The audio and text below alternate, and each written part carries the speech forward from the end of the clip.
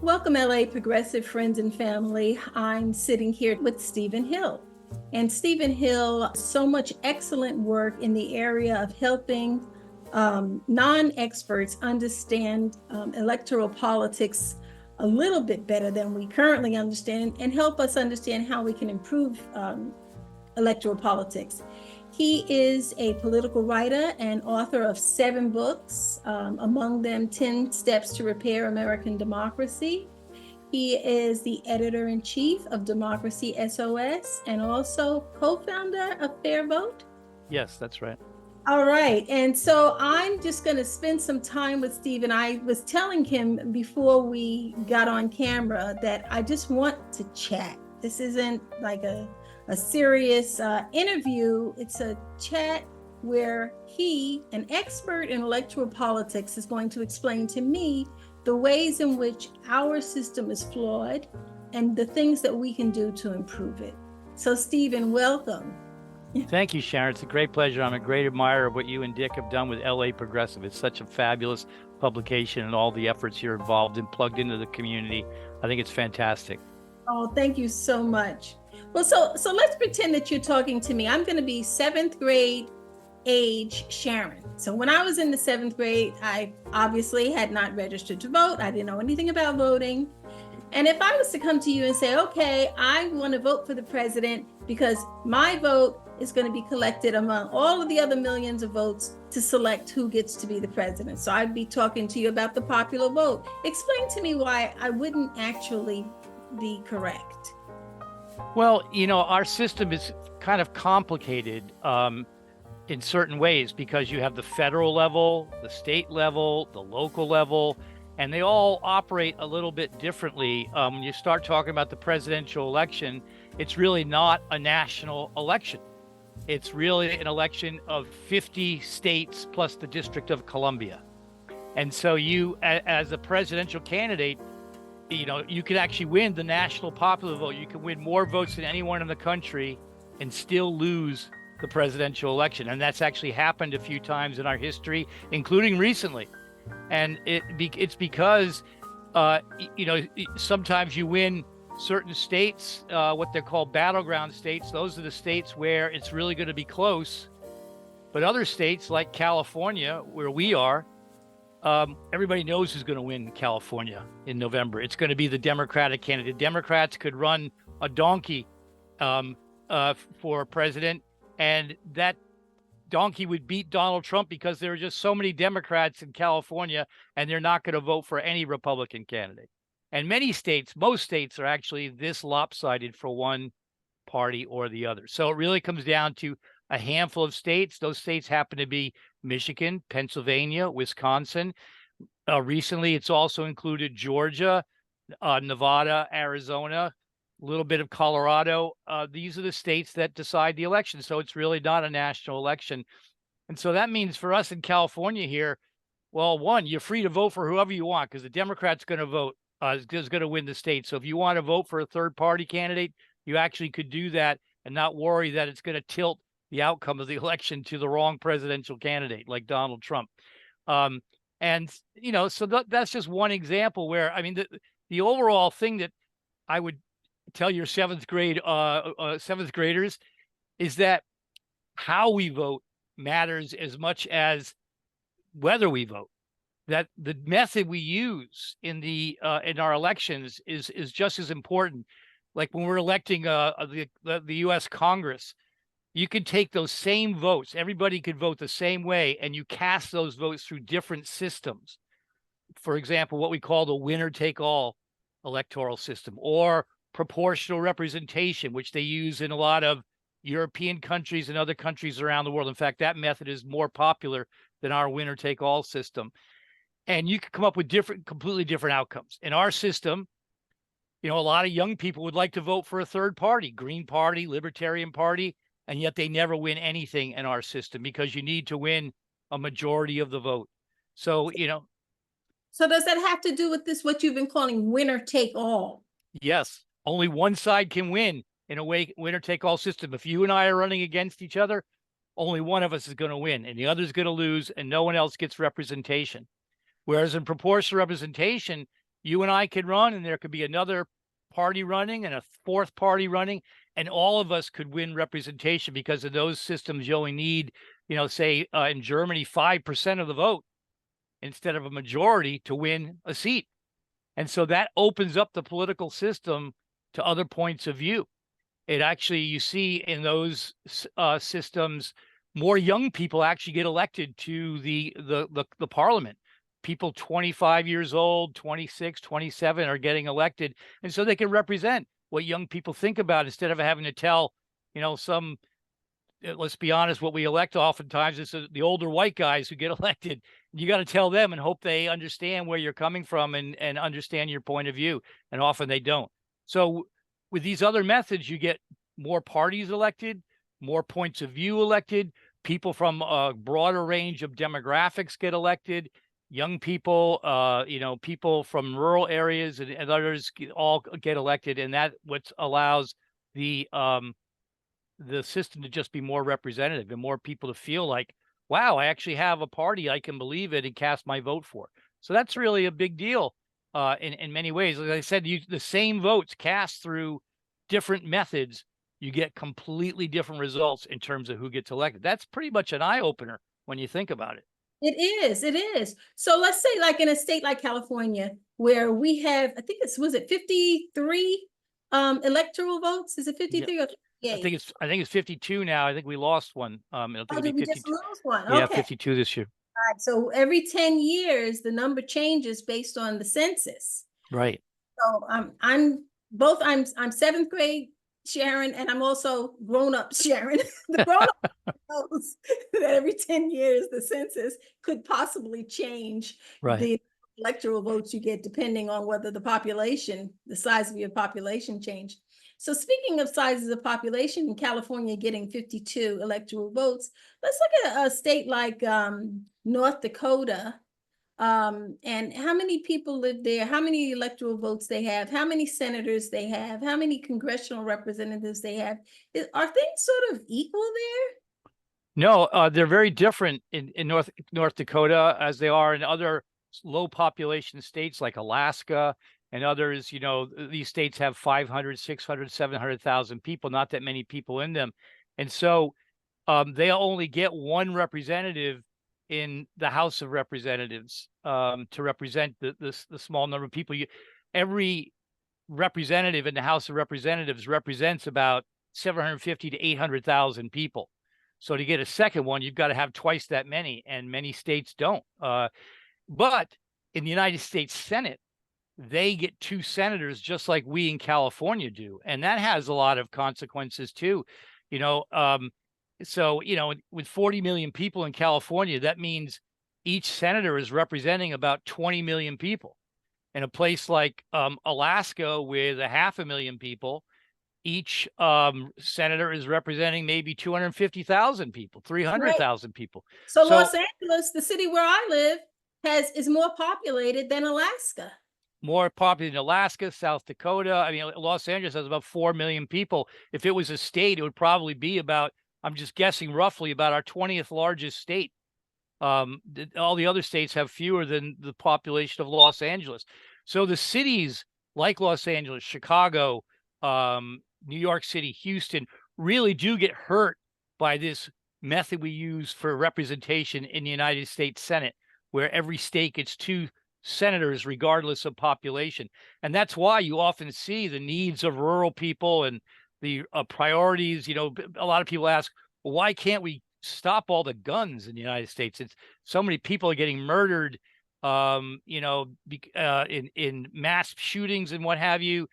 And well, it's because the United States Senate reflects more of the values and the priorities of rural America than urban America, where a lot of the shootings are occurring. And so it's really hard to get the United States Senate to take this issue seriously. Many bills have passed the House of Representatives to rein in the huge number of guns in this country. They always die in the Senate because the Senate, you have two senators from Alaska, from Wyoming, from Montana, from North Dakota, South Dakota, all these small, low population, conservative rural states, and they have more representation. They don't even have as much. Those states combined don't even have as many people as California, and yet they outvote us 10-1 in the United States Senate because we only get 2 senators like all of them do. So this is a real problem. Huge. And now let's just talk about the territories. You know, you talk about having Senate representation. Well, what about Washington, D.C. or Puerto Rico or Guam or, you know, the areas that are not states, they're territories, and there are American citizens in Puerto Rico. What kind of representation do they have? They don't have any representation at all, none at all. Washington, D.C. has an observer in the U.S. House of Representatives, but they aren't allowed to vote. And so this is our nation's capital, keep in mind. I mean, Puerto Rico, a lot of people might say, well, that's an island. Where is it? I don't know where it is. It's somewhere out there. But Washington, D.C. is our nation's capital. And everybody who lives there does not have a representative in the House of Representatives or in the United States Senate, even though the population of Washington, D.C. is as big or larger than many of these states we've been talking about, Wyoming and Alaska and what have you. So there's just a lot of built-in distortions to our system of, quote, representation, where it's really not very representative. So what about this business of taxation without representation? How do the people that live in Washington, D.C. not pay taxes? They pay taxes, but they have no representation. In fact, many people who live in Washington, D.C., they have license plates that say on them, no taxation without representation.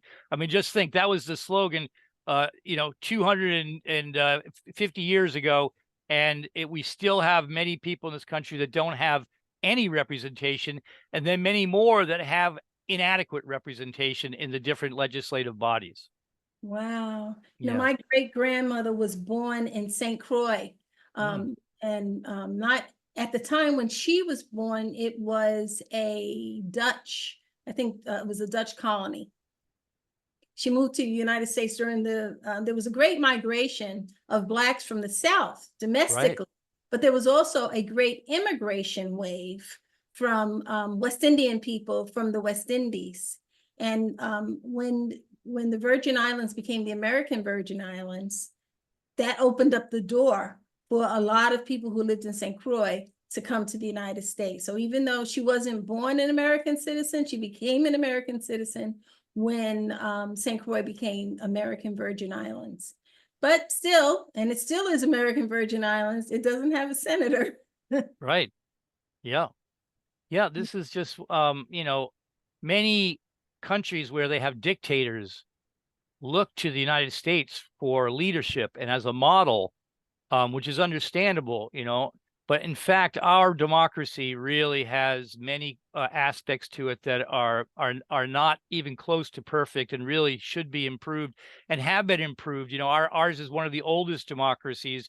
So other countries that have become democracies in more recent years, they've looked at the U.S. system and said, oh, no, we're not going to do that. That's not a very good system. It's not representative. And so they use these other methods like proportional representation, instant runoff voting, or ranked choice voting, where you can rank your candidates 1, 2, 3 on your ballot, and that way you can really express fully who you are as a voter.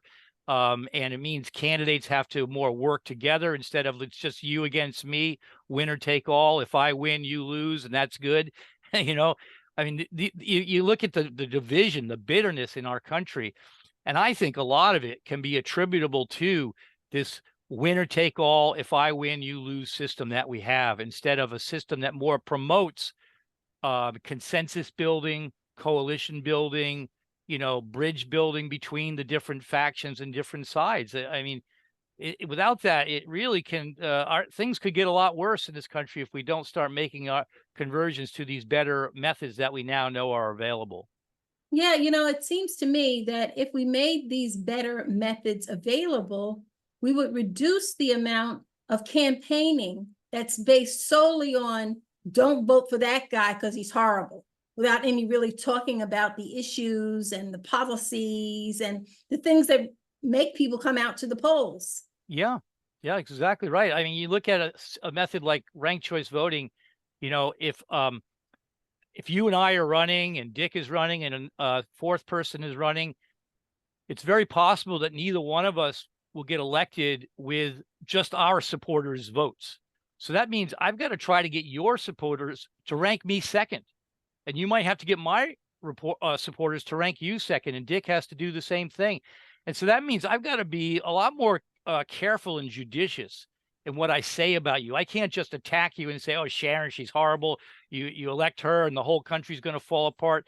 No, I've got to say, Sharon's got this idea that I kind of like.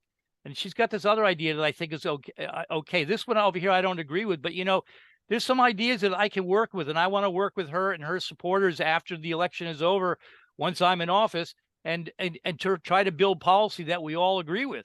That it changes the incentives of. I mean, elections are kind of a game, and so you change the method and you change the rules of the game and you change the incentives on how candidates act, and both during campaigns and then once they get elected.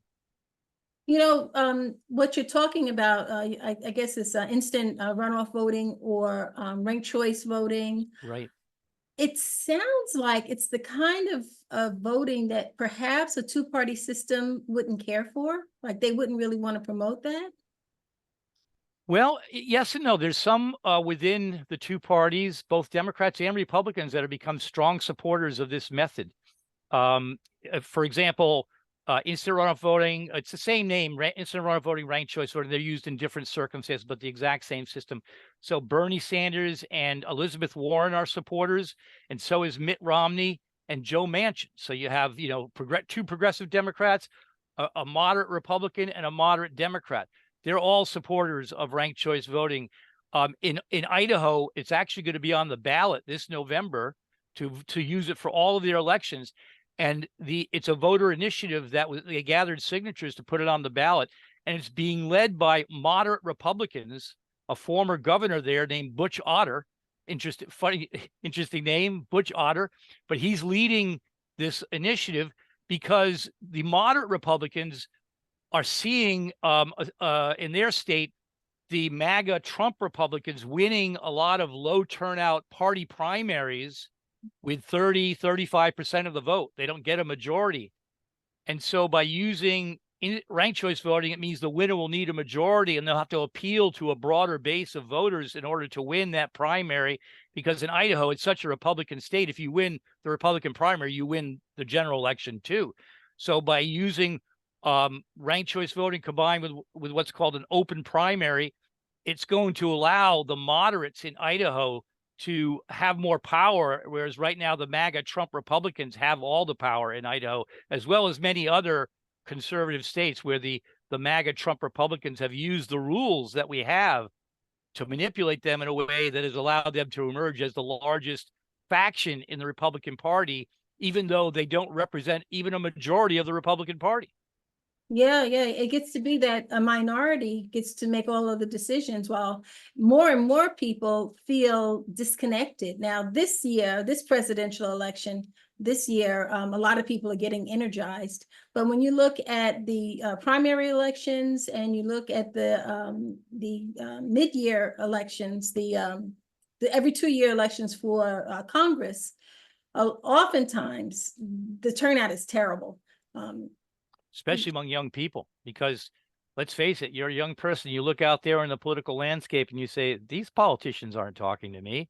And you know what? They're right. They aren't. They're talking to, especially if it's a close race, they're talking to that middle moderate voter, and just a handful of what they call swing voters, because those are the ones in a close race that decide the election. And those are the ones who they're trying to appeal to, the undecided voter, not maybe a young person who is more likely to vote for a Democrat. So the young people really get kind of shaken out of the system by the methods that we use for elections. Now, in your book, I have to put my glasses back on the 10 Steps to Repair American Democracy. That's when I first met you. I think you were on a book tour speaking engagement, and you were speaking in my community, and I got the book, and it has become sort of my go-to Bible to help me to understand the many ways that we really can improve our system. And one of the things that you talk about is opening up the system so that more people can come in. Like, there are people that have been disenfranchised and don't have access to the ballot, And so do you want to talk about that at all? The kinds of people that, and what happened without the Voting Rights Act? Right. Yeah, that's well, our political system just really doesn't encourage points of view. It doesn't really allow them to get elected. So, and it used to be that one of the points of view that didn't get elected was the point of view coming from the Black community, or the Latino community, and now in recent years, the Asian community. The system was geared so that you needed a majority of the vote to win. And in most of these districts, the districts lines were drawn in such a lopsided way that you could tell even before the election. In fact, we already know in most of the 435 House seats, we could tell you who's going to win about 400 of those right now. We can not only tell you who's going to win, we can tell you the margin of victory, because they're so lopsided one way or the other. And in that situation, it was easy to exclude Black voters in the Black community from electing their preferred candidate. And that's what went on in this country for decades. And finally, in 1965, in 1966, both years, we passed a couple of laws that opened up the political system and made it possible to draw districts specifically to elect Black, Latino, Asian representatives. And that's what we did for the next 30 years. And then starting in the 1990s, there was a series of Supreme Court rulings that started taking away and chipping away at the ability to do that anymore. And at this point, that ability is almost completely gone. And so that's where, shifting away from this winner-take-all system to a system of more like proportional representation, where you don't need a majority anymore to win. You may only need 5%, 6%, 7%. So it allows many other points of view to get elected, including representatives from different minority perspectives. That's really the future of a very diverse country like ours. We have to try and transition to a method like this that's going to allow the diversity of our country to be a strength, which it is, instead of pitting one against the other, because we're trying to all get this very limited commodity called representation. If I win, you lose. If you win, I lose. That's just no way to have a representative structure in the 21st century as our country becomes more and more diverse. And yet that's where we're stuck at. So, I mean, there is a lot of movement in the country right now. At this point, about 60 cities and counties and even 2 states have switched to ranked choice voting. And they are increasingly, more and more places are looking at this. And ranked choice voting is going to be on the ballot this November in Idaho, which I've already mentioned, in Oregon, looks like maybe in Colorado, and in Nevada. So in all these states, they're going to be voting whether to use that for all of their elections. And so that's very exciting for those of us who have been working on these reforms for many years. Oh, and also Washington, D.C. Washington, D.C. is going to vote on using ranked choice voting this November. So, oh, that's exciting. Do you want to talk a little bit about Alaska, who has already used ranked choice voting? Yes, that was pretty exciting what happened there. So Alaska, for years used this system that is used in many states, party primaries followed by a general election. And Alaska it's a conservative state, but it's not necessarily a Republican state, because 60% of Alaskan voters are registered as independent. And most of those voters are conservative, but they're not lockstep Republicans. And so we were able to get ranked choice voting passed there, and along with the open primary. And as a result, for the first time in, I think it was 40, maybe 50 years, a moderate Democrat won Alaska's lone seat to the House of Representatives instead of a Republican. And that Democrat, her name is Mary Peltola. She's Native American. First time a Native American had won representation in Alaska in this way. And she beat Sarah Palin, the uber extreme right candidate, MAGA Trump candidate. And of course, that made the Republicans furious. They thought, this is our state, this is our seat. How can a Democrat, a Native American woman, after all, win this seat? And so, but here's the thing, they didn't just use it for that. They also used it for all the state legislative seats. They used it for governor. And so now in the state legislature, you suddenly had all these Democrats and Republicans who didn't get elected through the old closed primary system where the extreme MAGA Republicans would win all the seats. Instead, you had moderate Republicans and moderate Democrats. So when it came time to form the majority caucus in the state Senate, the Republicans had more seats than the Democrats because it is a conservative state. But the moderate Republicans said, you know what? We'd rather caucus with the moderate Democrats than with these extreme MAGA Trump Republicans. So the majority in the state Senate, and even to some degree in the state House in Alaska, is a combination of Democrats and Republicans that said, you know what? We all have the same things in common. We want good schools. We want good quality of life. We want good education and environment and energy. As Alaska's a big oil state, we want to figure out what to do with that oil in a responsible way. And so it's the Democrats and Republicans, the moderates in both parties, that came together. And it was because of ranked choice voting. There's actually some interesting videos online where our moderate Republicans saying, like, you know what? It used to be, I had my list of people when I was campaigning. I'd say, okay, this door is a Democrat. Forget it. I don't even knock on that door anymore. Well, now she says, I went up and knocked on that door. And I said, hi, I'm a Republican. I know you're a Democrat. I know you're going to vote for the Democrat first, but I would like to have you to rank me second. And this is how she won. And she's now the Senate Majority Leader, a woman by the name of CoThe Gesell. And she's the Senate Majority Leader who got elected by appealing to Democrats as well as Republicans in her Senate district. So that's a big C-level change that happened in Alaska. And of course, the MAGA right-wing Republicans hate it.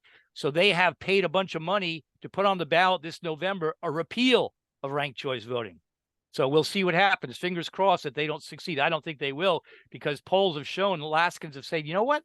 I kind of like having politicians that are there to get things done instead of arguing over, silly things like, well, not silly things, but important things like whether a woman should have a right to choose or not.